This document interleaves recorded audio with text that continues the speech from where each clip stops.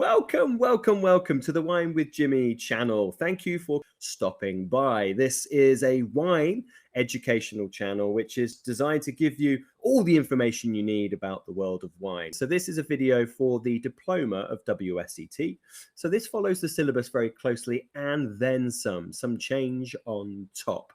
Now, this is a part of the Asti series for the sparkling section. So Asti is series 4, Sparkling of Italy, and we are a 4-parter. So we're on part 3 here, looking at the all-important winemaking, which is very much unique to this part of the world. If you have some comments and questions, please get in touch. It's always great to hear from you. You can do that by commenting on this video below. You can also get in touch by social media. And just a word on the availability of these videos. This is the free video available to all, but all other parts in this series, that's 1, 2, and 4, are only available to those of you that subscribe to my e-learning portal. That's over at winewithjimmy.com. Well, let's rock and roll looking at wine making for the Asti process. So we're going to talk about just some pre-fermentation steps, then we'll go through fermentation, all the way up to bottling. And I've got a nice diagram system here to hopefully really bring it to life, to give you the understanding on how this unique process happens, the Asti method.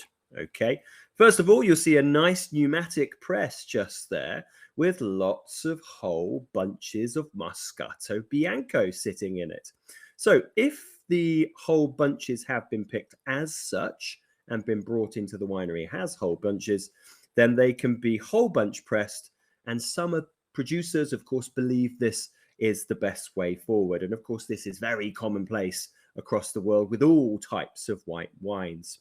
Now, if the grapes are destemmed first or picked by machine, where they automatically become destemmed, they are pressed at this point as rapidly as possible. And that's, of course, to reduce the impact of oxidation. The must then will be clarified.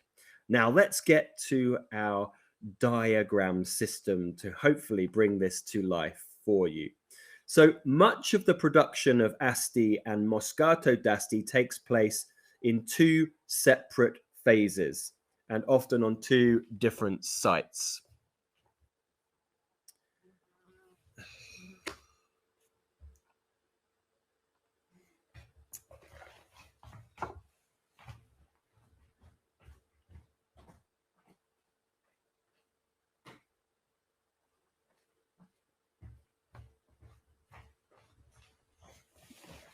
All right, back on it.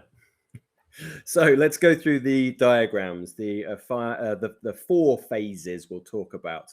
So as mentioned, much of the production of Asti and Moscato d'Asti takes place across these phases and from 2 different sites.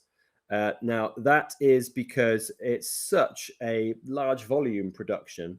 There are key places for this, key sort of almost factories for this. Now, let's go through these. We're going to talk about this first phase, looking at production, clarification, and filtration of the must. That is your juice. And then we'll go through into chilling and also into storage. So yes, grapes are brought in, might be whole bunch pressed, as we mentioned, and they are clarified, and it is filtered in that first phase. Towards the end of this first phase, the must that is not immediately required, which is often quite a significant percentage, is then chilled or refrigerated to about 1, 2, or 3 degrees. That's around sort of 34 to 37 degrees Fahrenheit. And this is because we want to maintain it at its freshest possible condition for the fermentation which is to come. And that's often by demand as well. The idea is to release wine with the freshest primary flavors throughout the year. So they store it, because remember, we're storing it in this refrigeration phase, and by demand it is then made. Once clarified and then chilled, grape must can be kept for up to 2 years, and that's without losing any of the fresh aromatics. Okay, so we're talking about the production, the early steps, this first phase really of preparing the must and chilling it down, but nothing alcoholic has happened at this point. Second phase. So what if we have some demand and we need to make something? So the second phase is a single fermentation of warmed up must. So we take that chilled must, we warm it up, and we start to instigate a fermentation. Now, this is with the addition of neutral cultured yeast.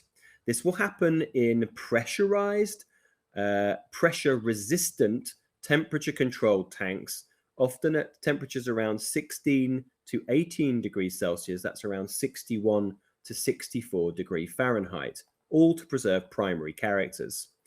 Malolactic conversion will be avoided. So we are basically warming it up, adding in neutral cultured yeast, and it begins to go through its ferment, of course, at about 16 to 18 degrees Celsius. Third phase. So Asti and Moscato d'Asti are made into sparkling wines via a single fermentation, which we have just started. And it's in those vats or tanks that can sustain pressure. The carbon dioxide, our bubbles, will come from that first single fermentation, okay? It basically is trapped in the wine. It comes, therefore, via that fermentation of the original juice and not by tirage, like a second fermentation traditional method. So the residual sugar present in the final wine is also something which is quite important, because a lot of residual sugar in traditional method is added at the end in the liqueur de dosage. Here, the leftover sweetness is from the natural grapes from that first fermentation as well. So both your carbon dioxide and your sweetness is obtained from the original must. Okay. Now, at the start, the carbon dioxide, which is produced at the beginning part of fermentation, is released through a valve in the tank. So it just escapes. Okay. It might be trapped elsewhere for further usage, but it releases. It is not kept into the wine, because if you wanted to keep all of that carbon dioxide through a fermentation of Asti, the pressure will get far too much, of course, and be very, very dangerous. The fermenting must will be monitored very much regularly, and then that will check the falling sugar levels and the increasing alcohol. And then when it gets towards the percentage of alcohol that they wish, just before that, often about 1% before that, they will close that valve and start to trap the carbon dioxide. Now, that all depends, by the way. I said 1%, it could be lower, it could be greater, because you might make a frizzante, which is a lower amount of bubbles, or a spumante, which is a greater amount of bubbles.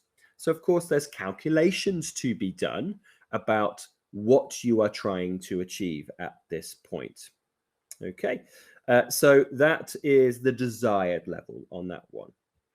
Fourth phase. Now, once the desired residual sugar level and pressure, the carbon dioxide, is obtained, the fermentation is stopped again by chilling, because it logically makes sense, because they have this equipment available. So it's rapidly chilled, and then the wine will be filtered under pressure to remove the yeast. So here we're showing you this. That's the wine. It gets close to that alcohol. They close that valve. It traps the carbon dioxide. They then chill it. They then filter it. And of course, you have a lightly, so you have a sweet, lightly fizzy product, sometimes towards fully fizzy, depending on your expression. And it is now a clear product as well. It will then be released typically quite quickly. So bottled and released rather quite quickly. Just to reiterate costs, we talked about this on, I think it was episode 1. I should really call it part 1, but I'm going to call it episode 1. So I'm just going to reiterate that on this video as well. This approach, where we have large amounts of equipment that need to do chilling and filtering and all these kind of things, and then storage means that there is large initial investments. So that often is something to really take into consideration here. And that's the equipment of presses, flotation tanks, filtration, centrifugal equipment, large heat chain exchangers, chilling equipment, and so on. The ongoing energy costs are also quite high as well, because you are constantly bringing wine down to a chilling temperature of around 1 or 2 degrees and then bring it up again, and so on.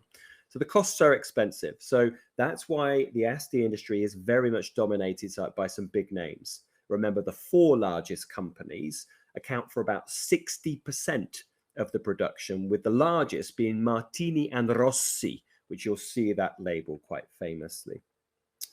Okay, well, thank you for joining me on the winemaking section. I do hope you've enjoyed it. Please do join me for the styles next, looking at Asti, Moscato d'Asti, and what to expect. That is a video only available to my e-learning subscribers. That's over at www.winewithjimmy.com. If you do have any comments and questions, perhaps you like Asti, you have a favorite producer, or you'd like to tell us about what time of the day you drink it, because of course it's lovely at breakfast, please do get in touch by commenting on this video. But until next time, I've been Jimmy Smith, and ciao for now. Goodbye.